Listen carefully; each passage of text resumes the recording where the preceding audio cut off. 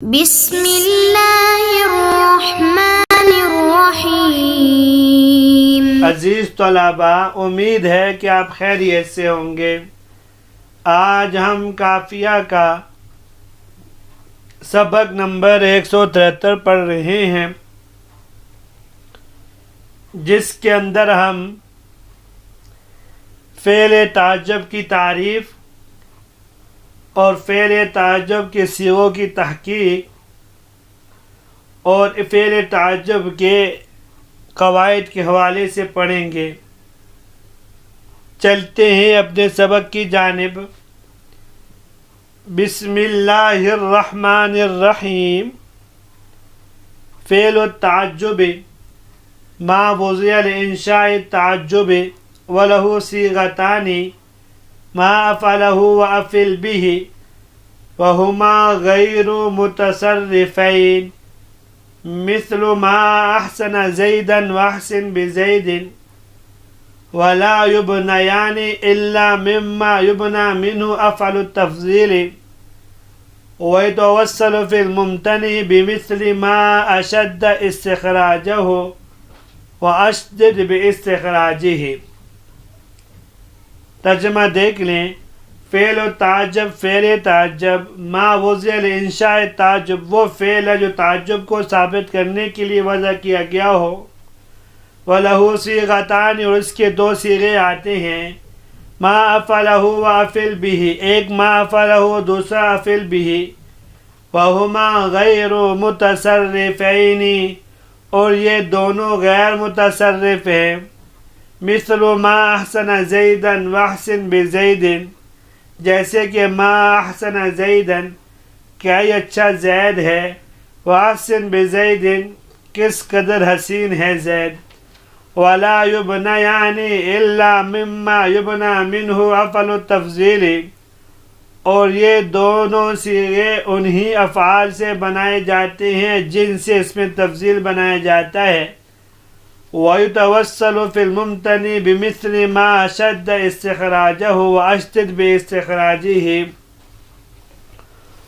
اور ان افعال میں جن سے فعل تعجب بنانا ممتنع ہے اس کا طریقہ یوں بنایا جائے گا: ما اشد استخراجہ واشدد باستخراجہ، جیسے مثالوں سے۔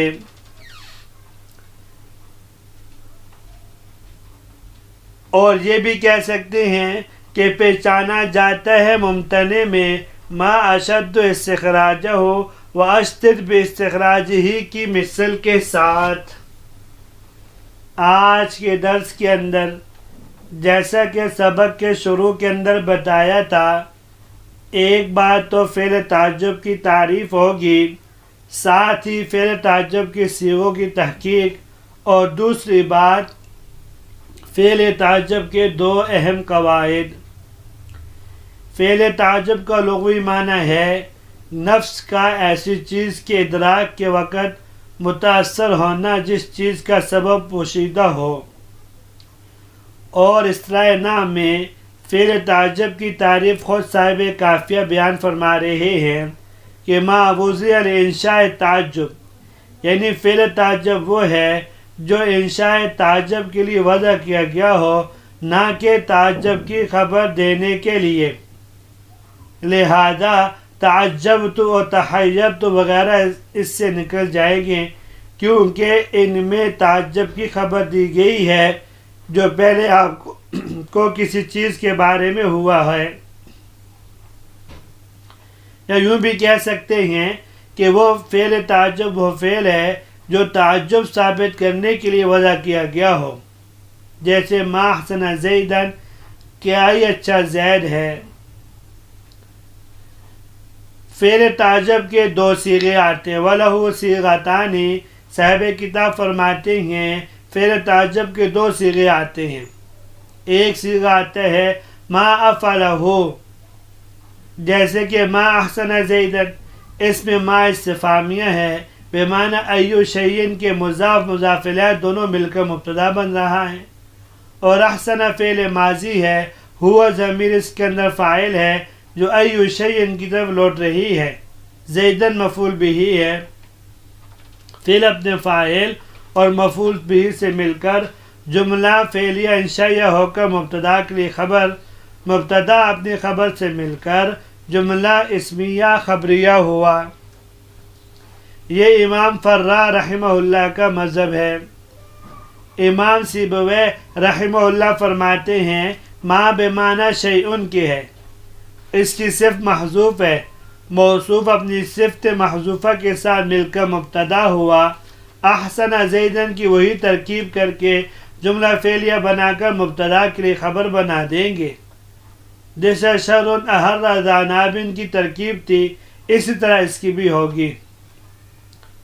تیسرا مذہب یہ ہے کہ ما بمعنی الذی اس میں موصول کے ہے، احسن زیدن پورا جملہ فعلیہ اس کے لیے صلہ ہوگا، پھر موصول صلہ دونوں مل کر مبتدا اور خبر ان کی محذوف ہوگی، وہ ہے شیء عظیم۔ دوسرا صیغہ ہے افعل به، جیسے احسن بزیدن، اس میں احسن صیغہ امر بمعنی ماضی ہے اور ماضی میں احسنہ کے معنی میں ہے۔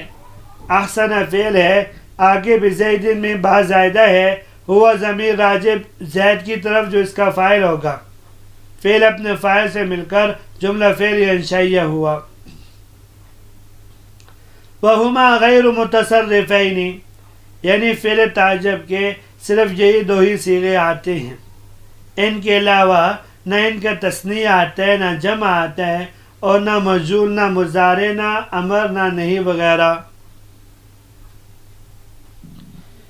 وَلَا يُبْنَيَانِ إِلَّا مِمَّا يُبْنَى مِنْهُ أَفْعَلُ التَّفْضِيلِ، صاحب کافیہ رحمہ اللہ فرماتے ہیں کہ جس باب سے اس میں تفضیل آتا ہے اسی باب سے یہ بھی آتے ہیں، اور جن ابواب سے اس میں تفضیل نہیں آتا ان ابواب سے فعل تعجب بھی نہیں آتا۔ گویا کہ فعل تعجب ثلاثی مجرد کے فقط ان ابواب سے آئے گا جن میں لون اور عیب کے معنی نہ ہو، اور یہ تفصیل ہم اس میں تفضیل کی بحث کے اندر پڑھ چکے ہیں۔ تو جس طرح جن ابواب سے اس میں تفضیل نہیں آتا ان ابواب سے فعل تعجب بھی نہیں آئے گا، یا فعل تعجب بھی ان افعال سے نہیں بنائے جائیں گے۔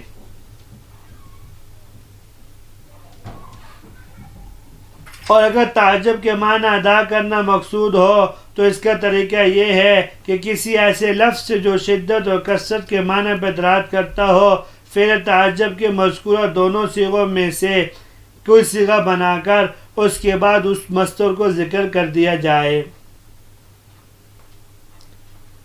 تو وہ توسل فی الممتنع بمثل ما اشد سے دوسرا قاعدہ صاحب کتاب فرما رہے ہیں، یعنی وہ ابواب جن سے ماقبل میں بیان کی گئے قاعدے کے روح سے فعل تعجب نہیں آتا، اگر ہمیں ضرورت پڑ جائے کہ انہیں ابواب سے فعل تعجب کی تو اس کے لیے ہم نے قاعدہ یہ بنایا کہ اس کے شروع میں ایسا لفظ لائے جو شدت، ضعف، حسن اور قوت جیسے مصادر سے فعل تعجب کے صیغے بنا کر اس کے آگے اسی باب کے مصدر کو ذکر کر دیا جائے جس سے فعل تعجب بنانا ممنوع ہو، اور یہ مصدر پہلے صیغے میں منصوب ہو کر مفعول بھی بنے گا، جیسے ما اشد استخراجاً، ما اقبح عرجا وغیرہ، اور دوسرے والے صیغے میں اس کو با جارہ کا مجرور بنائیں گے، جیسے اشتد باستخراجہ، اشتد بقبحہ۔ تو یہاں اشد یا اشتد وغیرہ یہ لگا کر اس کو ہم نے صیغہ اس کا مصدر لے آئے اسی باب کا۔ تو ہم نے یہاں یہ بتا دیا ہے کہ فعل تعجب صرف انہی افعال سے آتا ہے جن افعال سے اس میں تفضیل آتا ہے، اور جن افعال سے اس میں تفضیل نہیں آتا ان افعال سے فعل تعجب بھی نہیں آتا۔ البتہ فعل تعجب بنانا ہو، فعل تعجب کا معنی ادا کرنا مقصود ہو تو اس کا طریقہ بھی صاحب کافیہ نے ذکر کر دیا ہے۔